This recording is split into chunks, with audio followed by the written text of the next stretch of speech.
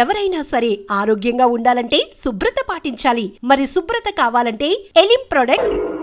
వీడా పొద్దున్నే బాకీ కోసం వచ్చినట్టున్నాడు. నాగేశ్వరరావు గారు ఇంకా లేరండి.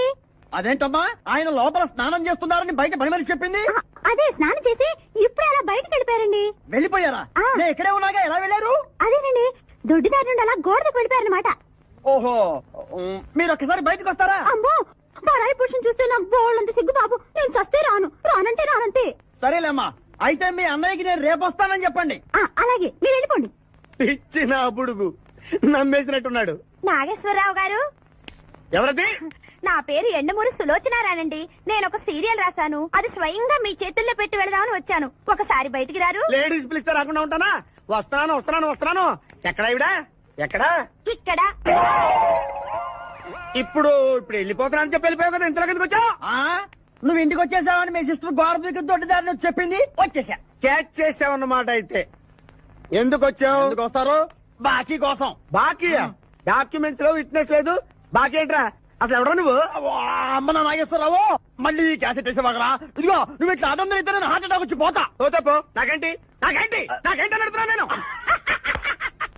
మొత్తానికి ఆలీకి జయమాలికి పెళ్ళైపోయిందా? ఆలీకి జయమాలికి పెళ్ళైపోయిందా?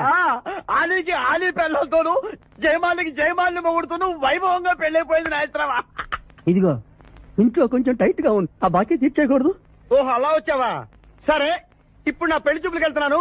పెళ్లి కూతురికి నేను నచ్చితే కట్టంగా వాళ్ళు ఇచ్చిన అడ్వాన్స్ కొంచెం నీ మొహన్ కొడతాను. నాతో వచ్చాయి. ఏమిటి పెళ్లి చూపులకి ఈ గెటప్లో వెళ్తావా? ఇప్పుడేంటి గత 5 ఏళ్ళుగా ఇలాగే వెళ్ళటం, ఇలాగే వచ్చేయటం. మరి చెప్పవే, అందుకే పెళ్లి కావడలా. మరి ఏ టైపులో వెళ్ళాలంటావు? కాస్త సూటు బూటు చేసుకుని దర్జాగా వెళ్ళాలా?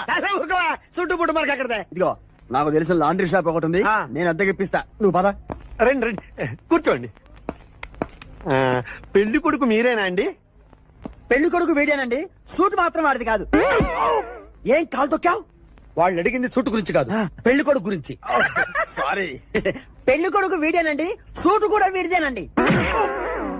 సూటు వీడిదా కాదా అని వాళ్ళు అడగటం లేదురా, పెళ్లి కొడుకు ఎవరైనా అడుగుతున్నారు.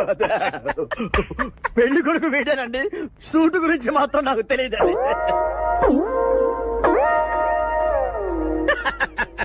సూటు గురించి నీకు తెలుసా? తెలియదని వాళ్ళు అడగటం లేదురా, పెళ్లి కొడుకు గురించి అడుగుతున్నారు. ఇప్పుడు కరెక్ట్ గా చెప్తా. పెళ్లి కొడుకు వీడేనండి, సూట్ గురించి మాత్రం నాకు తెలిసిన. పెళ్లి కూతురు వచ్చేస్తుంది. బాగుంది, ఫెంటాస్టిక్. నాకు కూడా ఫెంటాస్టిక్. పెళ్లి కూతురు నాకు ఫెంటాస్టిక్ గా ఉండాలి, నీకు కాదు. ఏమంటే మీ అమ్మాయి సూపర్ అండి, నాకు పెద్దగా నచ్చేసిందండి. ఇది మా అమ్మాయి కాదు, మా పని మనిషి. ఈయన నా పెళ్లి కొడుకు. పెళ్లి కొడుకు వీడేనండి, సూట్ మాత్రం. లక్ష్మి, అమ్మాయిని తీసుకురా.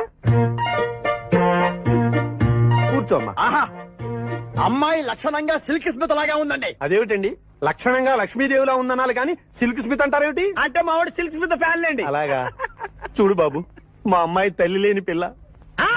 తల్లి లేని పిల్ల ఏంటది? ఏంటి మీరు మాట్లాడితే? తల్లి లేకుండా పిల్ల ఎలా పుడుతుంది? ఇది పుట్టినప్పుడు తల్లి ఉంది బాబు, ఇది పుట్టిన తర్వాతే అది పోయింది. ఆహా, మంచి జాతకుడు అన్నమాట. ఏమ్మా ఏం చదివావు? జ్యోతి చిత్ర, సితారా, శివరంజని సూపర్ హిట్. హయ్యర్ ఎడ్యుకేషనే. అంటే ఈ 4 కోర్సులు డైరెక్ట్ గా చదివావమ్మా, ట్యూషన్ నెట్టుకున్నావా? లేదండి, చిన్నప్పటి నుంచి అది చాలా తెలియని పిల్ల, తనే చదివేసుకుంది. నాన్న, ఇద్దర్లో పెళ్లి కొడుకు ఎవరు? నేను ఇప్పుడు ఎవరిని చూడాలి? పెళ్లి కొడుకు వీడానమ్మా, కానీ ఈ సూటు నాదే, ఈ బూటు నాదే, ఈ కళ్ళజోడు నాదే, ఈ బొట్టు కూడా నాదే. నేను చెప్పేది అదే.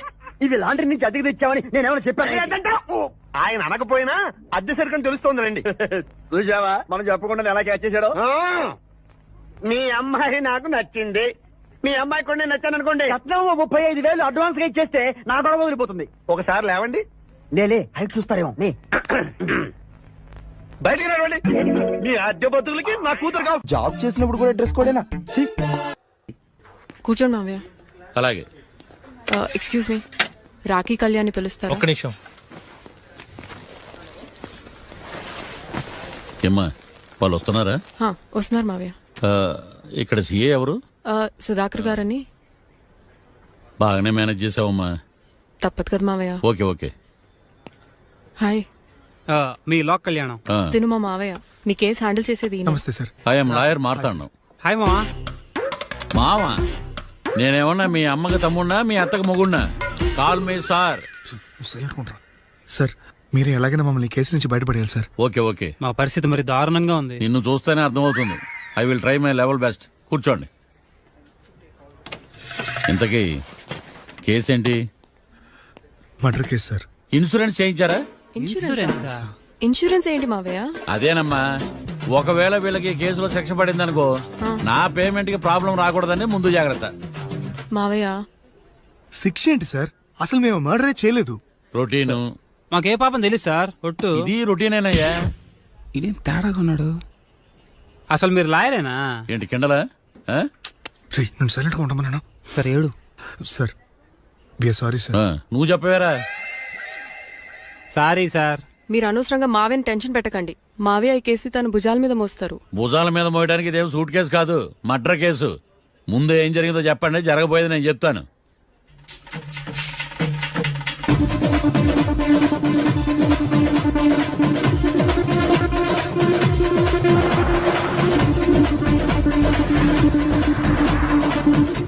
రెండు బీర్లు కావాలని డాబా అని అడిగా.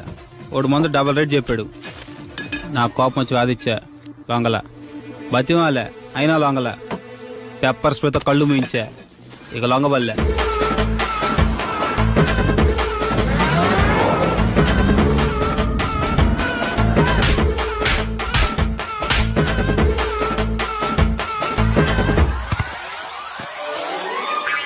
ఇదే సార్ జరిగిందే.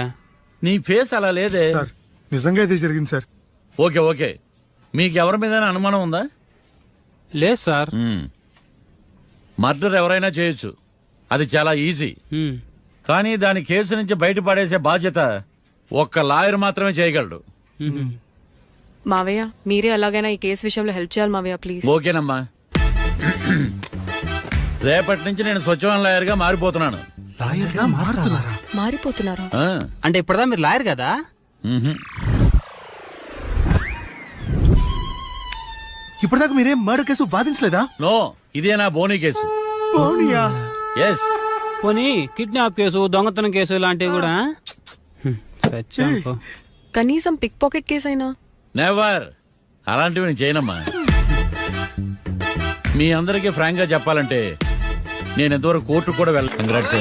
కంగ్రాట్స్. అన్నమ్మో. The court is adjourn.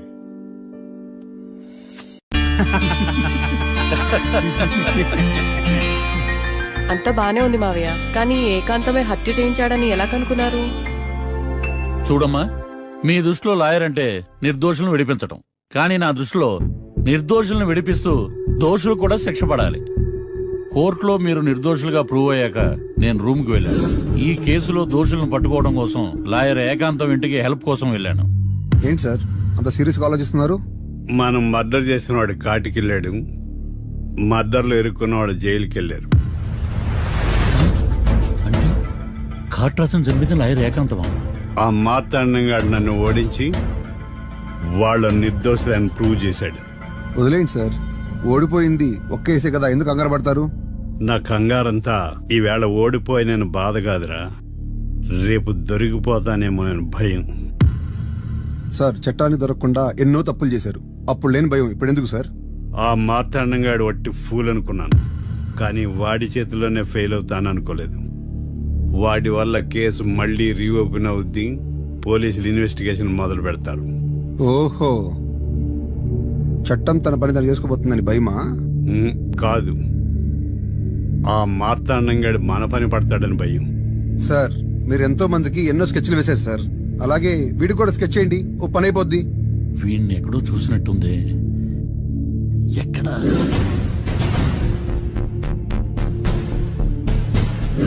ఆహా. యా. ఎస్ఐ గారు, కాట్రా చంపినోడు దొరికాడు, మిమ్మల్ని అర్జెంటుగా కలవాలి. నేను చూసుకుంటా, నువ్వు వెళ్ళు. Okay sir. అవును, ఆ మార్తాండం ఎస్ఐ గారు, ఆ కాట్రాజును చంపింది వీడే. నువ్వు ఆ ఏకాంతం చట్టం నుంచి తప్పించుకోగలరేమో కానీ ఈ మార్తాండం నుంచి